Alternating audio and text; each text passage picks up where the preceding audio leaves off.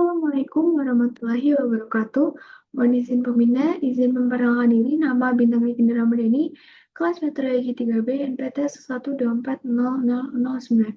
Di sini saya akan menjelaskan tentang sirkulasi angin global.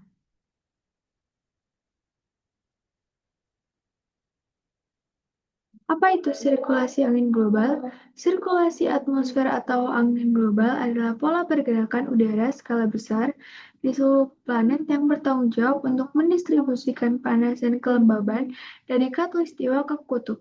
Sirkulasi ini didorong oleh dua faktor utama, yaitu kepanasan matahari yang tidak merata dan rotasi bumi.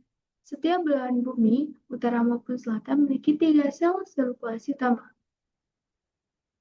Yang pertama ada sel Hadley, yaitu dari lintang 0 derajat hingga 30 derajat.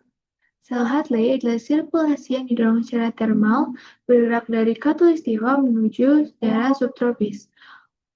Pola pergerakannya, udara panas di dekat khatulistiwa naik ke atas karena pemanasan matahari yang intens menciptakan zona ITJZ atau zona konvergensi antantropik. Udara naik dan mendingin lalu menyebar ke arah kutub di atmosfer dan sekitar pada derajat lintang 30 derajat, udara dingin dan kering tenggelam menciptakan zona tekanan tinggi subtropis yang kering, tempat banyak gurun di dunia. Angin permukaan. Angin yang kembali ke khatulistiwa di permukaan disebut angin pasat. Berikut ada visualisasi untuk pergerakan dari Hadley cell sendiri. Selanjutnya, yaitu Solfarel. Dari 30 derajat hingga 60 derajat lintang. Sel parel adalah sel tidak langsung atau thermal indirect yang berfungsi sebagai perantara antara sel Hadley dan sel kutub. Keberadaannya bergantung pada dua sel di sampingnya, dengan ciri khas udara relatif hangat dari lintang 30 derajat bergerak ke arah kutub dan bertemu dengan udara dingin dari kutub pada sekitar lintang 60 derajat atau zona frontal kutub, dan udara hangat terpaksa naik. Lalu udara tenggelam di lintang 30 derajat hingga 90 derajat yang menyebabkan angin di permukaan bergerak dari barat ke timur.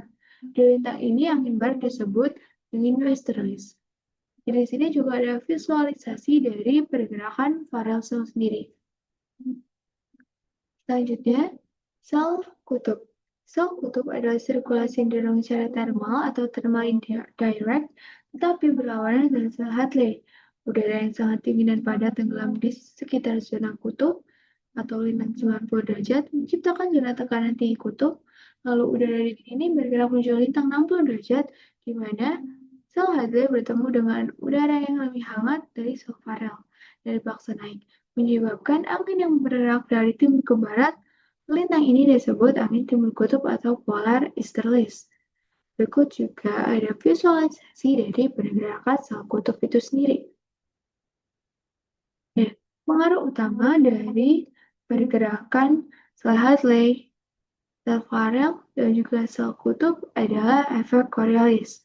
Karena bumi berotasi, semua angin dan arus di permukaan bumi dibelokkan ke kanan di belahan bumi utara dan ke kiri di belahan bumi selatan, yang menghasilkan pola sabuk angin timur barat yang dominan.